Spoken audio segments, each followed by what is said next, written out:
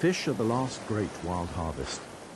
On the River Tweed that winds its way through the border country, people have fished for salmon for centuries, and the hunt has shaped the lives of whole communities. In Shetland, herring were the mainstay of the local economy. Many of the islanders were also crofters and lived close to nature. Like the people of the Tweed, they have in consequence suffered greatly from the abuse of fish stocks and of the sea itself.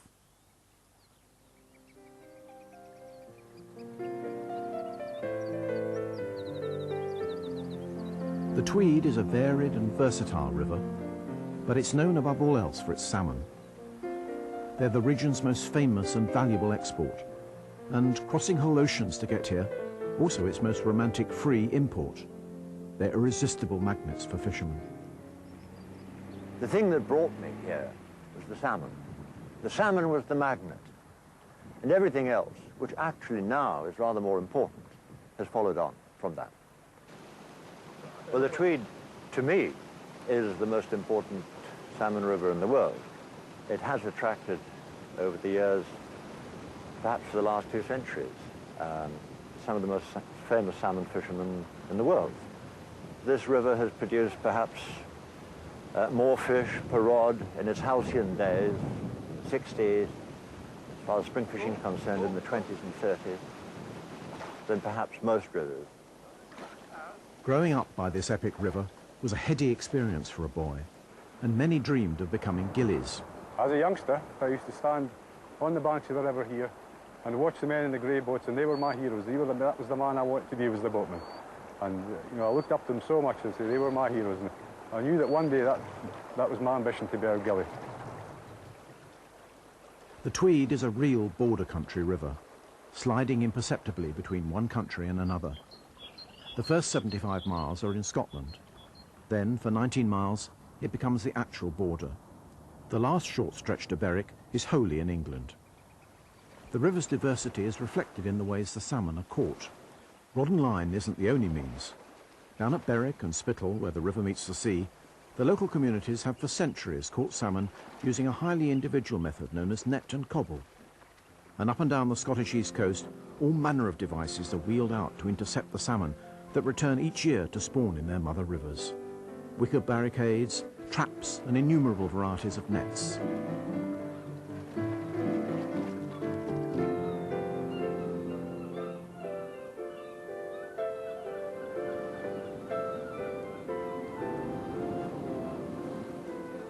Net and cobble fishing was so much a part of local tradition that in one village the vicar used to bless the nets at the start of each fishing season on the 14th of February. The service was timed to allow the first boat of the season to be launched immediately after midnight, and boats, nets and fishermen, though not the fish themselves, had benedictions called down on them. Give us, good Lord, finest nights to land our fish, sound and big to fill our wish. Keep our nets from snag and break, for every man a goodly take. Amen.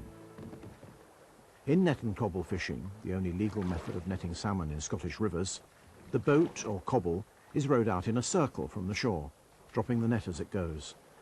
The other end is held by a man on the bank. Once the cobble has returned to the shore, the net is hauled in.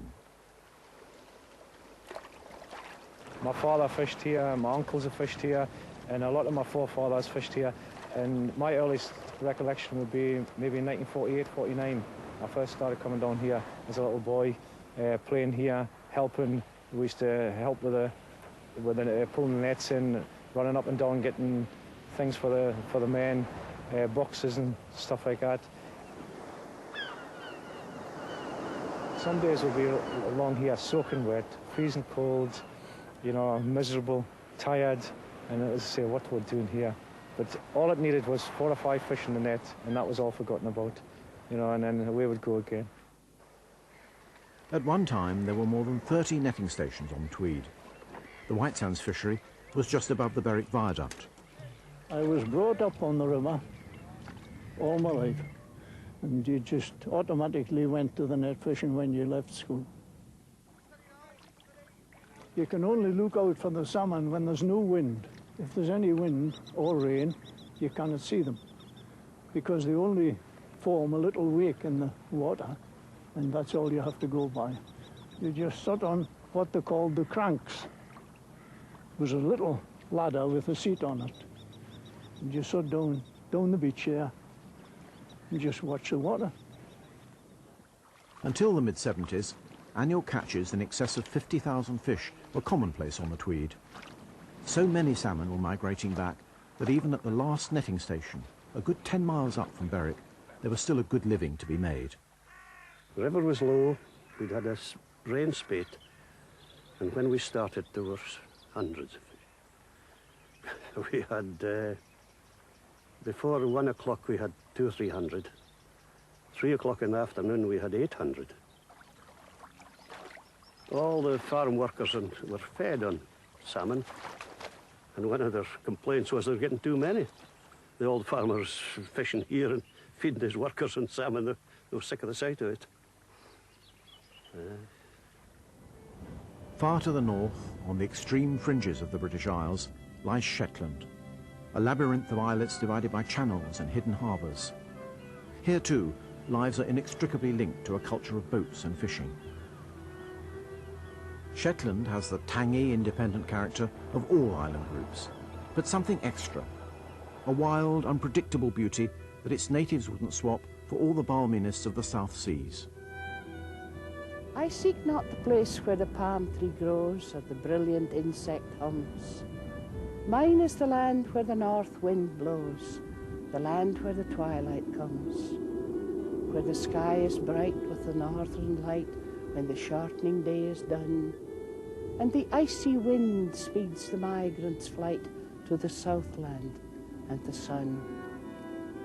I long not for the spicy breeze or the jungle dark and green, but give me the land where the waters freeze and the hills are brown and lean, where beneath the stars on a frosty night the pony looks shaggy and warm, and the hare is wearing his winter white in time for the first snowstorm. For there, when the spring returns once more and the streams are free to run, I can wander barefoot along the shore in the rays of the midnight sun, and hear the beat of the raven's wings like distant muffled drums. Yes, mine is the land where the crowberry springs, the land where the twilight comes.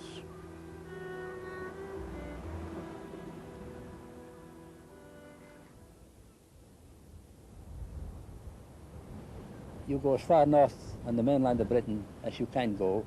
The usual thing to say is from going from Land's End to Johnnegroats. That's only half the story, because when you get to Johnnegroats, it's a big jump, 100 miles north, and you're in Shetland. Wildlife galore. If we didn't think about wildlife, this is an urban concept. There's dichotomy between wildlife and our life, because wildlife to us was just part of the surroundings. Shetland's colonies of gannets and auks have lived alongside the island's humans for centuries, even surviving the regular harvesting of their eggs. It was a hazardous business for the islanders as well, and the number of eggs taken seemed to make no difference to these vast bird cities.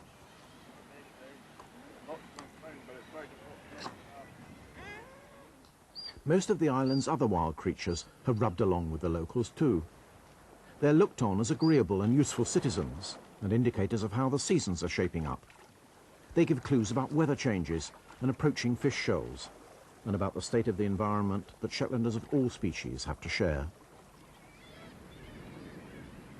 We think it's quite a nice place, and we think it's quite picturesque, but maybe other people wouldn't think that. We're very exposed to the weather.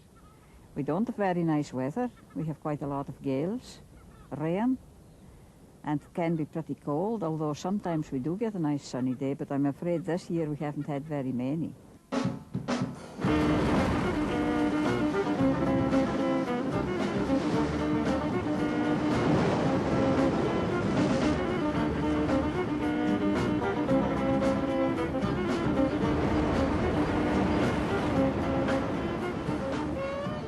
The wind can be stupendous here.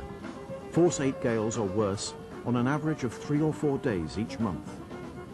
They can drive tides vertically up the cliffs, and streaming across the flat land, they can make tree growth all but impossible. The sea is awesome. The sea is awesome. And it is so many moods. Goes hand in hand with Mother Earth for me. But you have to stand in awe of it. You have to appreciate it can be a very dangerous thing as well as a very good friend.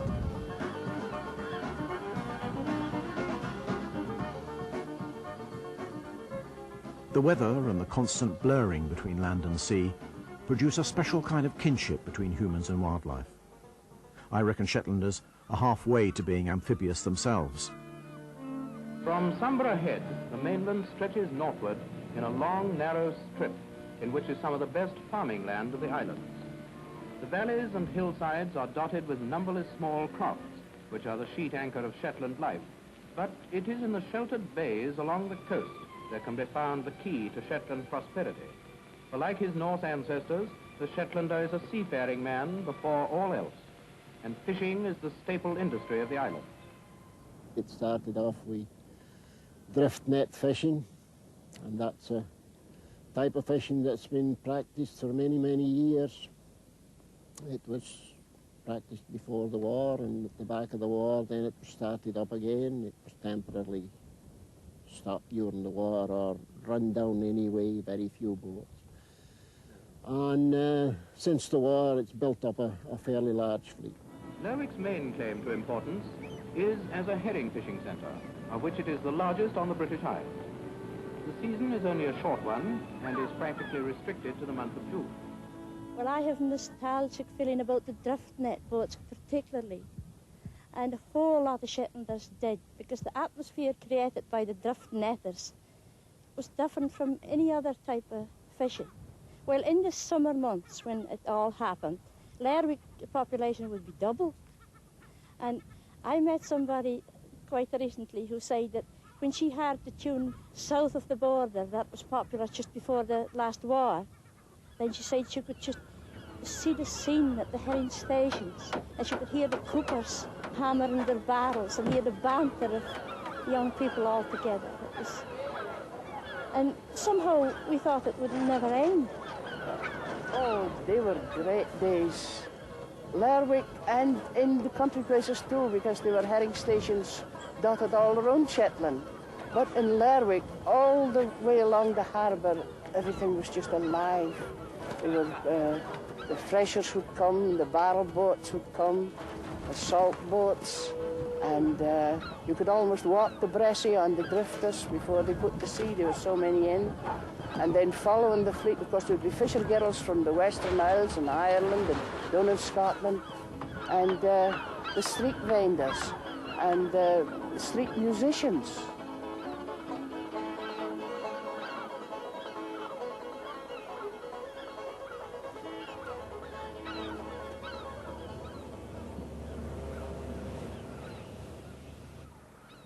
Older men looked for signs of herring. That was a different thing. There was no meters then, no sonars, nothing, no electronics of any kind. A wheelers then was just a compass and a wheel to steer by, and that was all there was. But, well, there were several signs they looked for. They looked for grease on the water, the colour of the water, the direction of wind for different places, different tides and all that.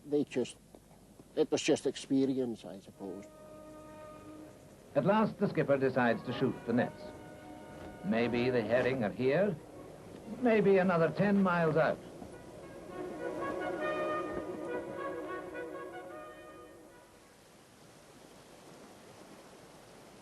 The River Tweed didn't become famous solely for its fishing. It also provided the power for a thriving woolen industry that enabled towns such as Galashiels, Hawick and Selkirk to grow up along the banks of the Tweed and its tributaries. There was a buzz, a sort of throbbing in the town, because all the mills were working all the time, and they throbbed, and your life was ruled by the factory whistles. Morning, lunchtime, tea time, they sounded whistles, and the streets were full of people.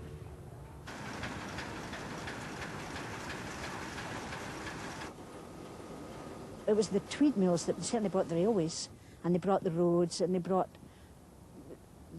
money into the borders. All those wonderful big mansions that you see were all built by border mill magnates. And they brought in French architects and Italian plasterers, and the money that there must have been in this part of the world was amazing. The Shetland Islands were also famous for wool production, but on a much smaller scale. Shetland wool was reckoned to be the finest in the world. It was very, very fine, and when it was spun, the finest thread you could spin, you could knit a shawl out of it and draw that shawl through a wedding ring. The tough island sheep used to spend the summer up on the hills and come down into the croft pasture lands in winter, to the benefit of almost everything that lived in both habitats. But these days, Shetland is switching to heavier carcass, crossbred sheep, which can't survive on the rough hill grazing. And for the first time, all the dubious benefits of modern pasture management, artificial fertilizers and weed killers, are beginning to arrive on the islands.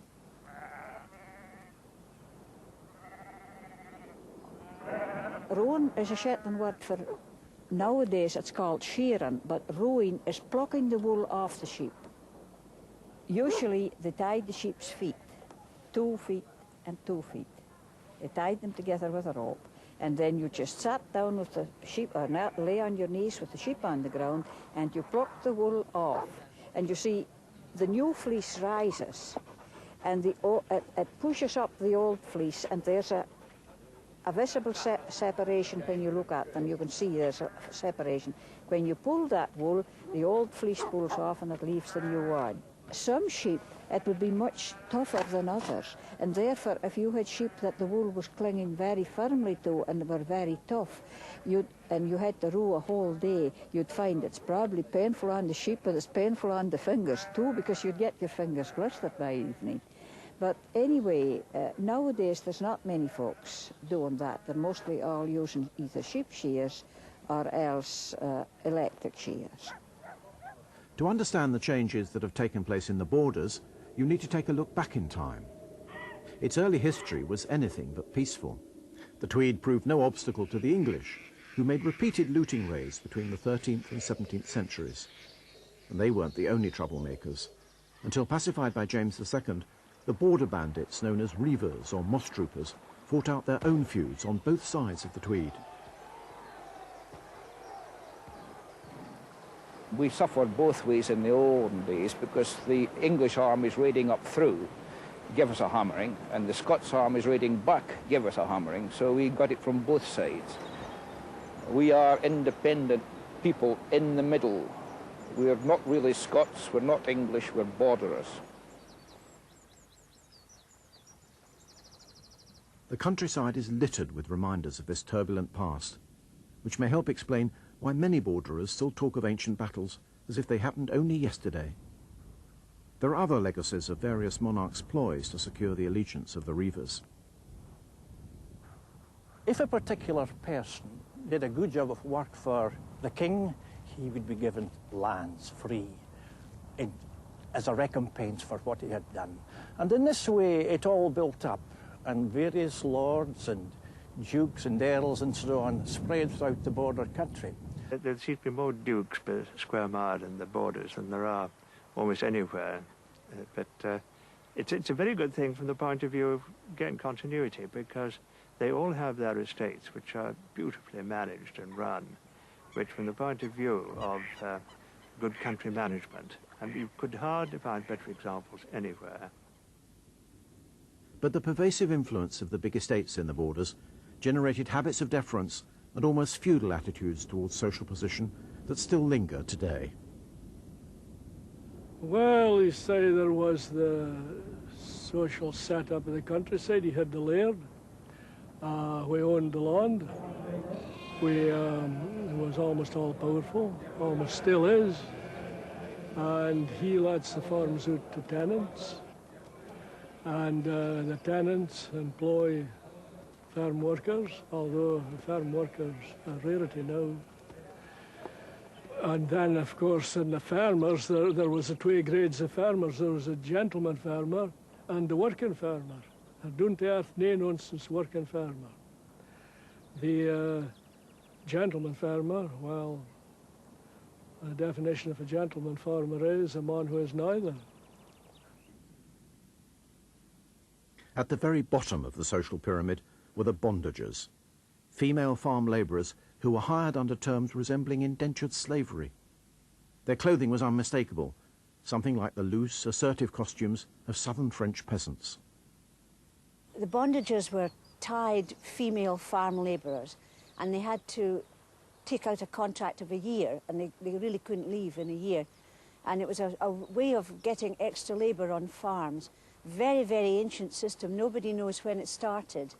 And it only really ended at just about the Second World War. They were paid about half of a man's wage, and the pay was paid by the man they worked for, not the farmer. So it was really a form of sort of indentured slavery. They did terribly heavy work.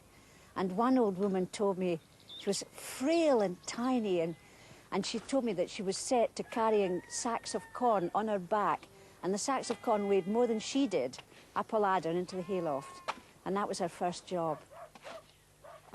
The fact that only this bit of the face was exposed, they were stunned with the sun, just an oval there, and at the dances, the local dances, you could tell at a glance the servant lasses, the domestic servants, from the bondagers, because the domestic servants were milk white, and the bondagers had this brown bit on their faces.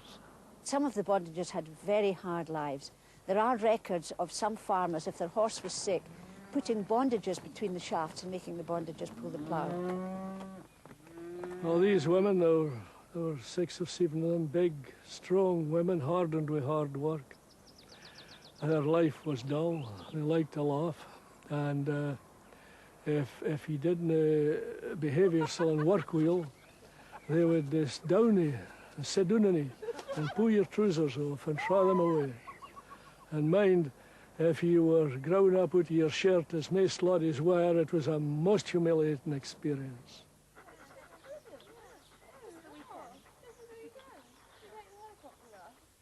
Slightly higher up the social scale were the local people employed to work in the grounds of the big estates. In the pre-mechanised age, there seemed to be work for everybody. When I started working here 35 years ago, there were 2 men who did absolutely nothing except wander around the paths, trimming any branch that looked as if it might fall or looked a bit sickly. Another 2 men who did nothing but ditches and hedging. The only absolute fact on numbers I've got is that in 1913 there were 13 men within the walled garden, which is under 2 acres. Every inch of hedge was cut with a hedging knife. Every inch of ditch was dug with a ditching spade. The tidy hierarchies continued inside the house, through layers of undermaids, housemaids, cooks and butlers. When you're on a estate, when you came of age to work, the girls usually went into either be seamstresses or into the kitchens or into doing table maid or housemaid, and the boys went onto the estate. They either went into the forestry or into the garden or into the stables. You see, you were all employed, the whole family was employed. Even my grandparents had a butler and a cook and a lady's maid, pantry maid, several housemaids. Well, you're a privileged person to be on the estate. You never, as I said, you never went hungry, and you always had clothes. You were always looked after. You weren't just nobody, you were somebody.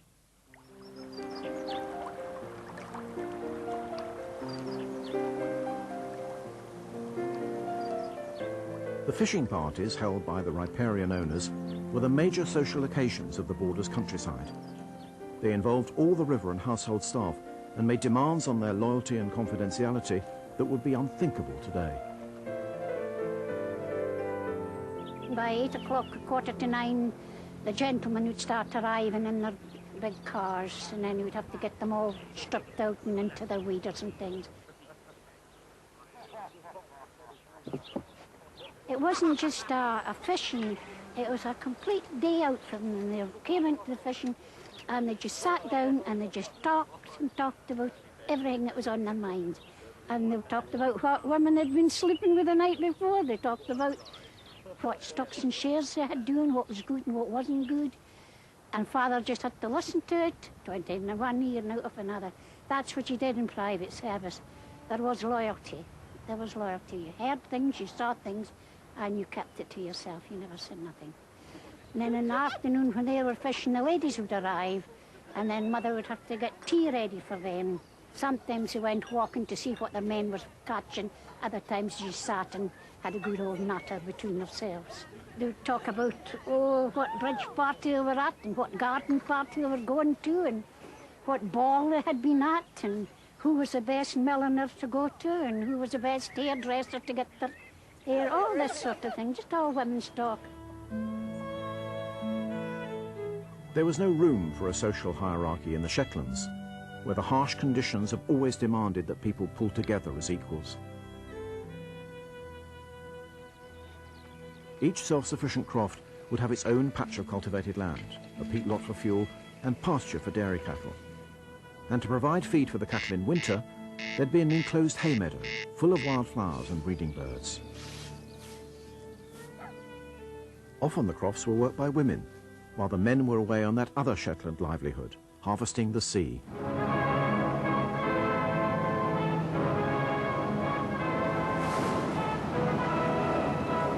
The gunner signals by hand to the mate of the wheel. Course and speed are constantly altered to match the whale's maneuvers. For an old and experienced whale knows well the meaning of the throb from the ship's propeller. Balancing himself on the slippery foredeck, the gunner takes aim. The whole vessel shakes with the recoil of the gun. We don't kill them now, but they did in Shetland just as much as in Faroe at one time. Again, it wasn't down for sport, it was a commercial whaling. They were killed for their oil, which was always a very sellable commodity. There was two or three whaling stations in Shetland. But a lot of the Shetlanders and Walser men went to the whale fishing in the Antarctic in the years following the war. You left here about August, September, October, and then you joined your ships probably in Shields or Leith or wherever, Liverpool or wherever, and you sailed for the Antarctic. And you would be away all winter. It'd probably be next year in June before you got back here again. At that time I was young and my parents looked after the craft, my mother and father. But a lot of the men, those left behind was the wives and children. They left their wives and children in the craft. But they were usually extended family. They would have other sisters or parents that who would help and assist them when the husband was away down the river. I remember being hounded out of bed at daybreak before I went to school and sent off down to the rocks with a rod and a basket or a kishie to catch the fish that would be our meal when we come back home from school. My grandfather was quite interested in all that went on around him. That included the birds and animals that he had to live with on the craft. And I think that rubbed off on me more than perhaps anybody else. First time I saw an otter was on the shores just below the craft. As usual, I was playing on the shore. I always headed for the shores whenever I escaped from parental control. And I was well used with cats on the shore too, because cats visited the shore from time to time, because cats like fish and they follow fishermen. And our own cat used to follow my grandfather when he went fishing for saithe off the rocks. And he would always give her the first fish or two, and she'd eat what she could, and then she'd take one in her mouth and head for home. So I was playing on the shore, and I saw what I thought was a cat. Suddenly noticed it on a rock, eating a fish. I thought, well, funny, I haven't seen that cat before. And I said, puss, puss, or some such term. And to my horror, instead of coming towards him with its tail up in the air, it dived into the sea and disappeared. I was quite put out by this, because I thought it definitely drowned. And when later on, when I told the story to my parents, they laughed at me and said, well, what I'd seen was an otter.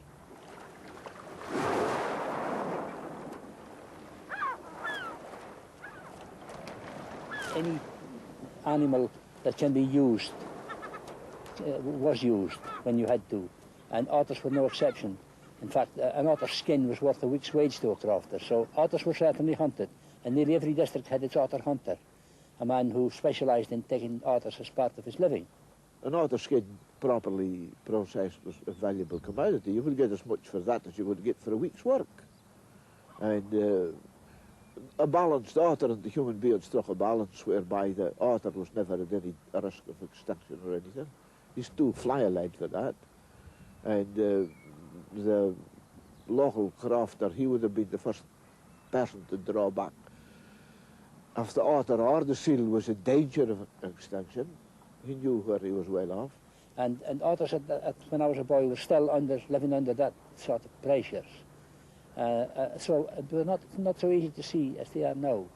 Well, now, since about 1970, 20, 30 years, otters have not been hunted, and they've reacted by becoming much more tolerant of man's behaviour towards them, which is much less aggressive than it used to be. So that it's no uncommon thing to see otters out of doors in broad daylight now, feeding along the shores in the way that they probably always had done before man came on the scene. For many years, otters almost became nocturnal, as they are in many parts of the south.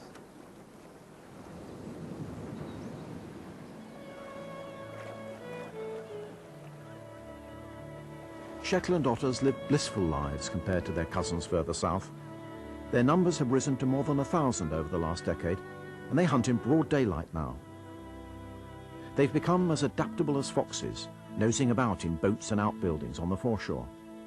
Their improving status is an indication of the congenial landscape produced by crofting, a way of life that made the most of this sour land and supported an intricate environment full of variety.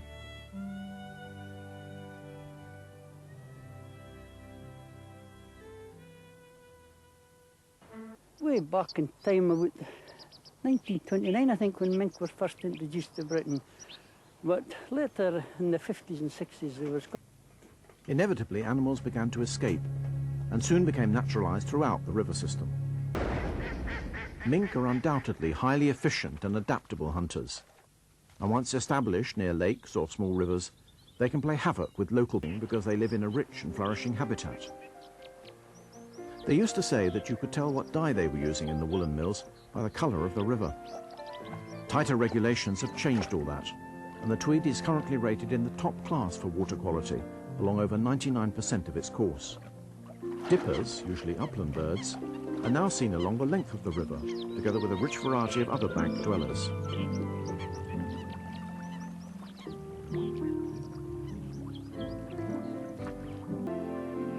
But the insular life of the borderers could not last forever. After the Second World War, mechanised farming invaded the redoubts of the Tweed Valley, just as it did every other corner of rural Britain. And heavy post-war taxation put the large estates under increasing pressure to reduce their staff.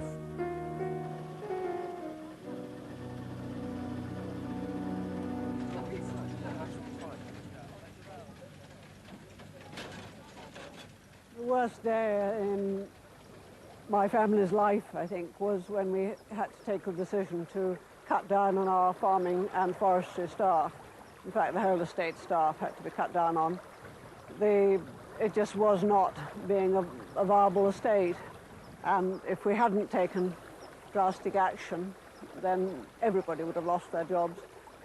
And we now run the house, which admittedly we did reduce in 1958, but we now run it with two part-timers and ourselves. The tradition of salmon fishing as the centrepiece of those leisurely house parties began to disappear too. The letting of fishing rights to business syndicates was too good a source of income for the struggling estates to ignore.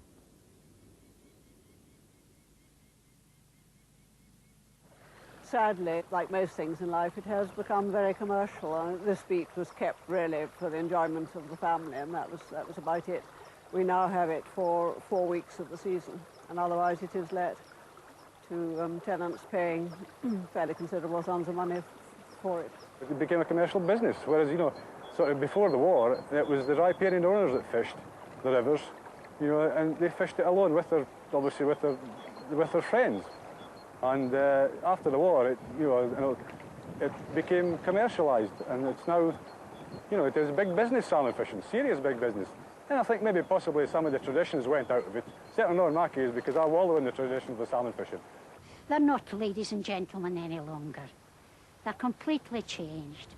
That was ladies and gentlemen in the olden days, but not now. They're just middle-class people now, I'm afraid to say.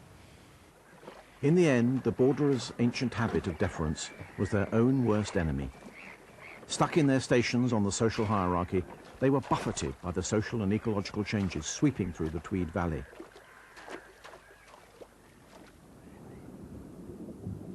Even the salmon themselves, the seemingly inexhaustible currency which underpinned the whole economy, began to decline. Returning to spawn across thousands of miles of ocean, they brought the crises of the sea right home to the borders. The Tweed salmon had to swim through deep-sea drift nets and an area of the North Sea that's become one of the most polluted waters on the planet.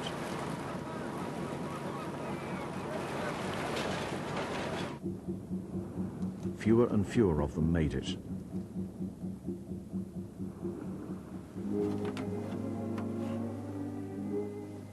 And now, with the light at the masthead and the nets trailing out, the boats drift with the tide.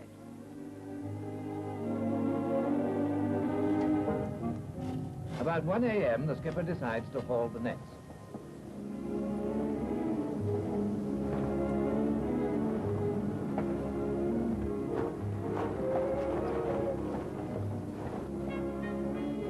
With about 50 cran on board, 9 tons of herring.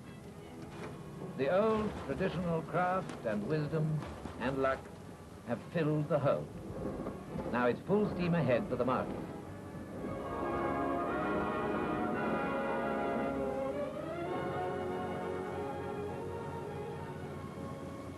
Drift netting went on till about the early 1960s, when a fleet of purse net boats appeared from the eastward, a Viking invasion as it were.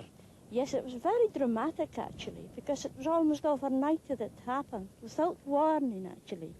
And the first that I heard about it was earwigging again on the marine band, because the fishermen used to call in their homes. It was all very different then, and they didn't mind giving their positions or anything, and they called their homes to say how many crans they'd had. And I came in on a couple of skippers, and something really dramatic had happened. One could tell, but they couldn't get a gist of what it was.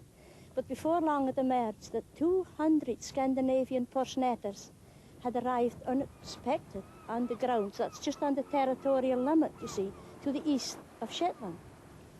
Now, if they were ordinary boats, it was quite dramatic.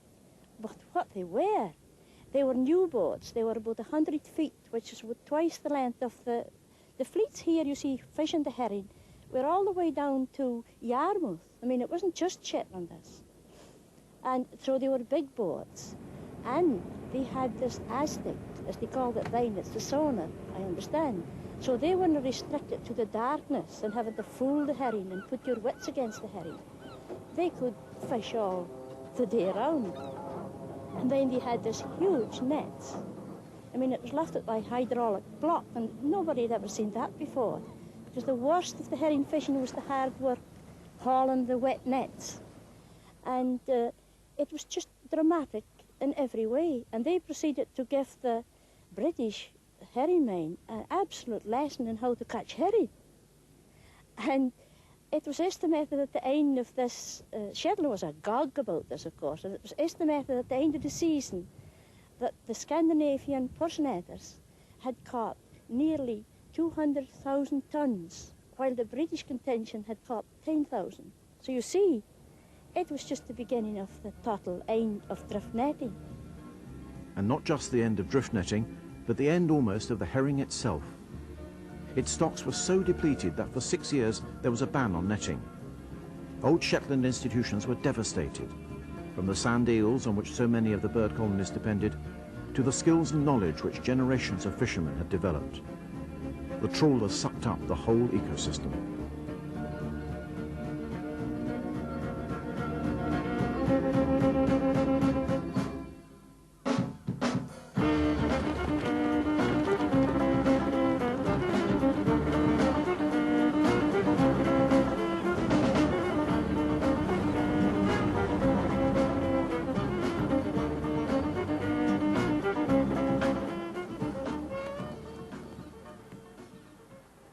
And on the Tweed, the salmon were not only overfished, but starting in 1967, were hit again, cruelly and ironically, by a purely natural disaster, a mysterious disease called ulcerative dermal necrosis, or UDN. We didn't know what was really happening to salmon. They came in with a little dab in their nose, a little blemish, which we just took our knife and scraped it off, or maybe give them a little polish. And they went to the market fine, but gradually it got worse and worse. The great white fungi started. Eventually we ended up burying them across on the island there. We dug a big hole every morning. It was heartbreaking. Chucked them in the hole, put some quicklime on it, which the bailiff supplied, and buried all the catch, and went away home disappointed. At its peak, UDN killed over 13,000 prime salmon in the Tweed. It burned itself out eventually, but remains a perplexing disease. It's no wonder that with so many unmanageable threats to the salmon, the borderers began to look for scapegoats. There are more and more of them on the river, and the fisher people reckon that they eat all the salmon. I would just be a boy, about maybe 9, 10 maybe, and above the stone bridge itself there was a place they called Malshoe, and we used to go up there and swim, and we was up one day over and swimming in the sun and looking for birds' nests, and this big white duck. Never seen a thing like this before in my life. It was something completely new. Took a little while before I discovered it, and this was a male goosander, and that was the first I'd ever seen. I never knew there were such things as goosanders to them. Now we see them fairly frequently. Well, the goosander is a fairly specific feeder. It feeds on fish of a certain size. If you count out the number of smoked and small trout that actually go into their daily diet, it works out a substantial number.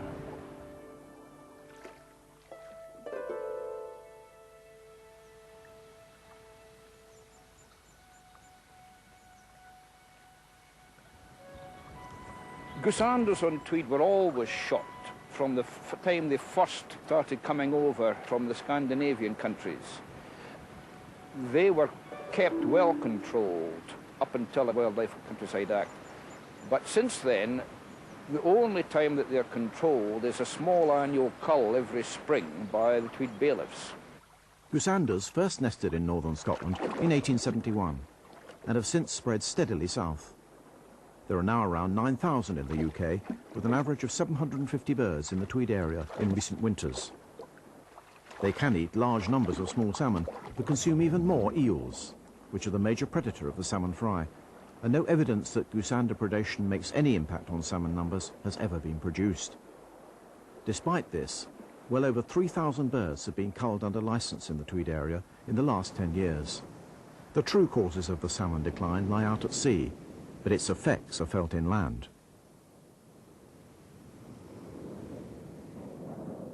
In the Shetlands, whales have sometimes paid the price for competing with man for fish. There was whales around then, small whale, and I don't know really what type of whale it was. We called it a herring hog. Herring hog is a monkey whale, and they seem to be very interested in the herring shoals, and that's one of the sights that the fishermen used to watch for when they were setting nets. They wanted to see the fulmar, and they wanted to see the sea a nice green colour, the plankton, of course, you see. And they wanted to see a couple of herring hogs in the area. They watched everything, of course, the gannets dive, and they knew the traditional places to expect to find herring. They wanted to see all the signs too before they would set a net. After the war, the Norwegians were fairly active with the fishing of that whale, and we didn't like to see them, but they did come around and would lie beside us when we were lying at the nets, wait till we started to haul, and with the herring coming out of the nets, the whale was always, not always, but sometimes round, eating that herring, and of course they shot them. Because of the dramatic reduction in salmon entering Tweed that we've noticed over the last 30 years, we're now very, very worried indeed about the stocks of fish in the river.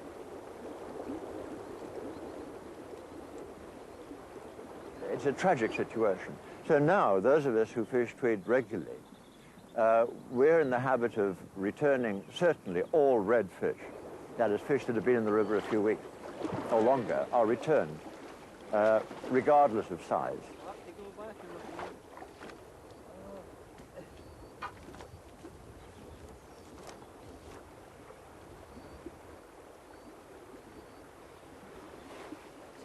Yet the drastic decline in the numbers of fish returning to the Tweed has affected the rod fisherman much less than the netsman.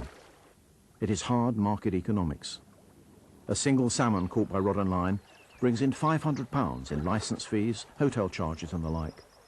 A £6 netted fish earns at most £40. With farm salmon now widely available, it's easy to understand why the family fisheries have been bought out by a body called the Atlantic Salmon Trust, acting in the name of conservation. I haven't a clue who the Atlantic Trust were or what they were, what they do, anything. But the only thing I knew was that they were taking over the fishery and we had 3 years to go.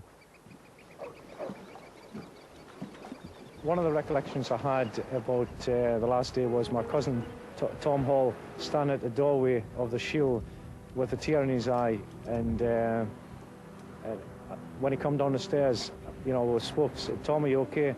He says, "I've just been standing up there thinking this was my grandfather's, and then it was my father's, then it was mine, and now I've got 2 sons to take over this, and they'll never ever get the chance to take over."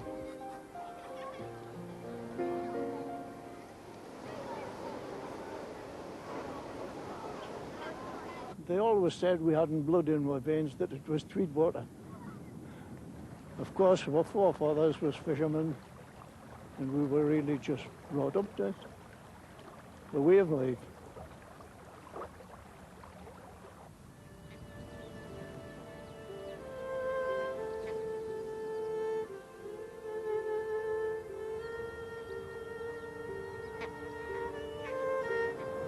Shetlanders were also having to adapt to some dramatic changes.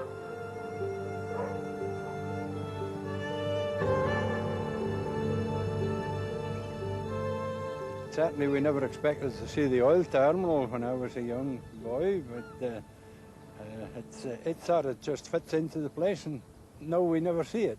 There's very, very little pollution so far now for several years. It's very clean. I mean, otters live around the terminal, live around the wharfs and all that sort of thing.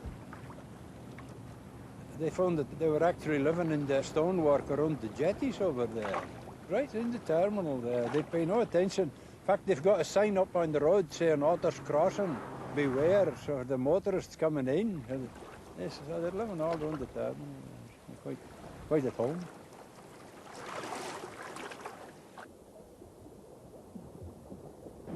Well, oil has certainly changed things, there's no doubt about that. It's given the local authority more money than they ever had before. And by and large, they've used that money very wisely. It's made more jobs. I mean, oil has been good. It's provided a range of technical jobs that were badly needed in Shetland. And so that a lot of the university graduates and technically qualified Shetlanders have been able to work in Shetland if that's what they wanted to do, and that's been great. I mean, obviously it created social change fairly rapidly, but it was change that was going to happen anyhow. At one time, you know, when you went to do your shopping in Commercial Street, if you met a stranger, it was news. But when the oil began to come here, if you met somebody you knew, it was news. No, it was an awful upheaval, but things are beginning to settle down now. I mean, when the oil boom came, and at one point there were about 50% of the children in the high school were new to Shetland.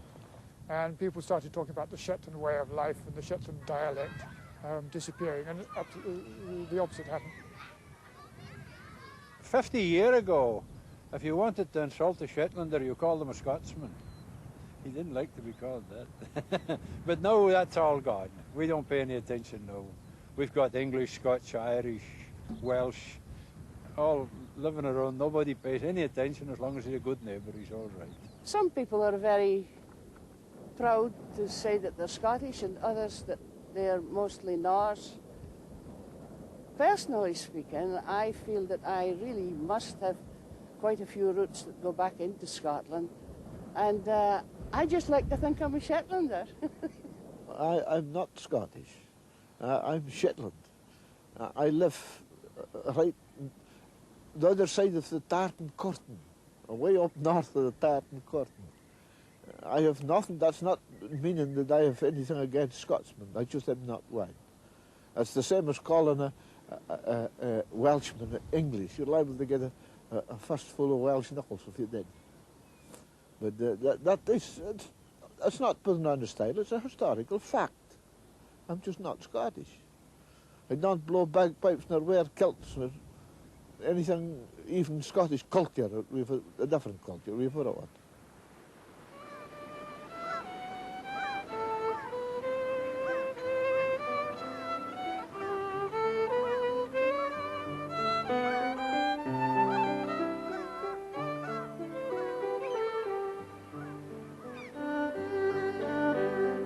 Shetlanders' roots are Norse as much as Scottish. They come from strong communities, wise in the use of the sea, and haven't been vulgarised by their newfound wealth.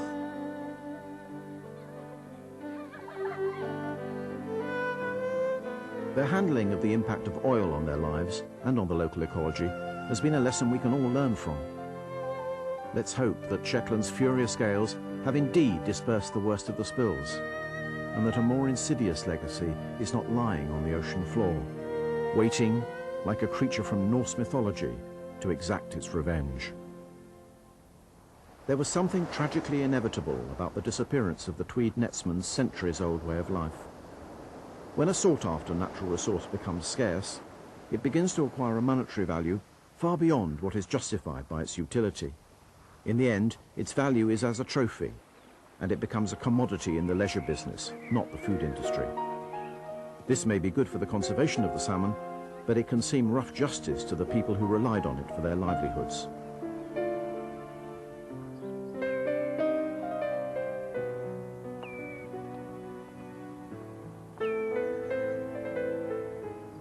Naturalists talk a good deal these days about indicator species, creatures whose fortunes register changes in the environment. The fate of the Tweed salmon, like the herring in Shetland, has certainly told us a lot about overfishing and the degradation of the seas. It's also shown some of the harsher realities behind the relentless evolution of the countryside into a playground.